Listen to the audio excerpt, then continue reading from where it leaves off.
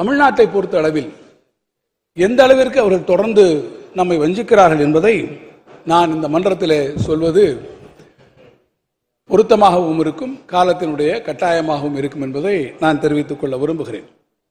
உதாரணத்துக்கு கல்வியை நாம் எடுத்துக்கொள்வோம் என்று சொன்னால், கல்விக்கான நிதியை நாம் போராடி பெறுவது எந்த வகையிலே இருக்கிறது என்பதை இந்த மாமன்றத்திலே நீங்கள் அனைவரும் நன்றாக அறிவீர்கள். அரை நூற்றாண்டு காலத்திற்கு மேலாக தமிழ்நாட்டிலே கல்வி கட்டமைப்பு எந்த வகையிலே சிறப்பாக உருவாக்கப்பட்டிருக்கிறது.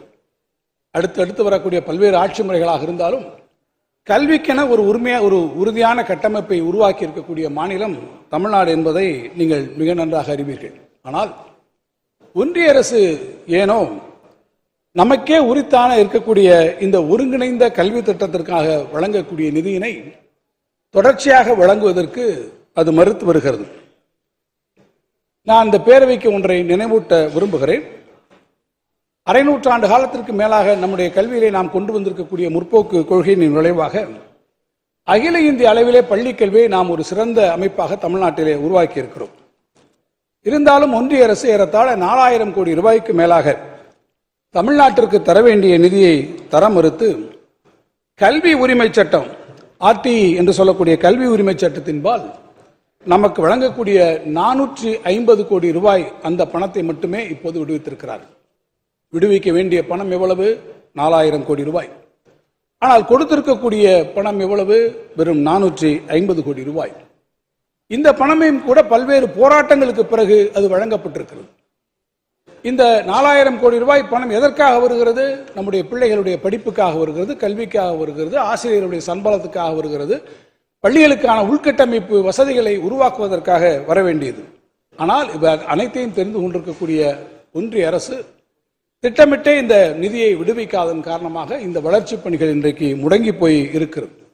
இருந்தாலும் கூட நீங்கள் என்னதான் இந்த நிதியை முடக்கி வைத்திருந்தாலும் கூட நாட்டு மக்களுக்கு நாங்கள் கொடுத்திருக்கக்கூடிய வாக்குறுதிகளை நாங்கள் நிறைவேற்றுவோம் என்கின்ற அந்த ஒரு தூய எண்ணமுடைய நம்முடைய மாண்புமிகு முதலமைச்சர் அவர்கள் எந்த குழந்தையினுடைய படிப்பையும் நிதி ஆதாரங்கள் இல்லை என்ற காரணத்தினால் நாங்கள் நிறுத்திவிட மாட்டோம் என்கின்ற அந்த உயரிய நோக்கோடு, அப்படி எந்த குழந்தையும் பாதிப்படைய நான் விட்டுவிட மாட்டேன் என்கின்ற அந்த உறுதியான நிலைப்பாட்டோடு நம்முடைய மாநிலத்தினுடைய சொந்த நிதி ஆதாரங்களை கொண்டு இன்றைக்கு மத்திய அரசாங்கம், ஒன்றிய அரசாங்கம் அந்த நிதியை விடுவிக்காவிட்டாலும் ஆசிரியர்களுக்கான சம்பளமாக இருந்தாலும், மாணவர்களுக்கான கல்வி நிதிகளாக இருந்தாலும், உட்கட்டமைப்பு அசைந்தாலும் நான் இருந்து மாநில நிதியிலிருந்து அவற்றுக்கு நிதியினை விடுவித்து தருகிறோம் என்று அவர்கள் விடுவிக்கிறார்கள்.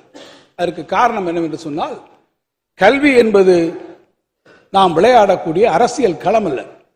அது அரசியல் இயக்கங்கள் ஒன்றொன்றுக்கும் இருக்கக்கூடிய தார்மீகமான ஒரு பொறுப்பு என்பதை உணர்ந்திருக்கக்கூடிய காரணத்தால் தான் முதலமைச்சர் அவர்கள் தாய் உள்ளத்தோடு இன்றைக்கு மாநிலத்தினுடைய சொந்த நிதியிலிருந்து அதற்கான நிதிகளை வெளியிட்டிருக்கிறார்கள். நான் இன்னும் கூட சொல்லுவேன், இப்படி ஒன்றிய அரசாங்கத்திலிருந்து நாங்கள் கேட்பது என்பது உங்களிடத்திலிருந்து நாங்கள் பெறக்கூடிய உதவிகளாக நீங்கள் எண்ணி பார்க்காதீர்கள். அதிலும் ஏதோ எங்கள் மீது இறக்கப்பட்டு நீங்கள் தரக்கூடிய உதவிகளாக நீங்கள் எண்ணி விடாதீர்கள். இது எங்களுடைய உரிமைகளுக்காக நாங்கள் எழுப்பக்கூடிய குரல் என்பதை நீங்கள் உணர்ந்து கொள்ளுங்கள் என்று நான் இங்கே தெரிவிக்க விரும்புகிறேன். அந்த உரிமை போராட்டத்தில் எங்களுக்கான நீதியை நிலைநாட்டுவதில் நாங்கள் இறுதி வரை போராடுவோம் என்பதை நான் தெரிவித்துக் கொள்ள விரும்புகிறேன்.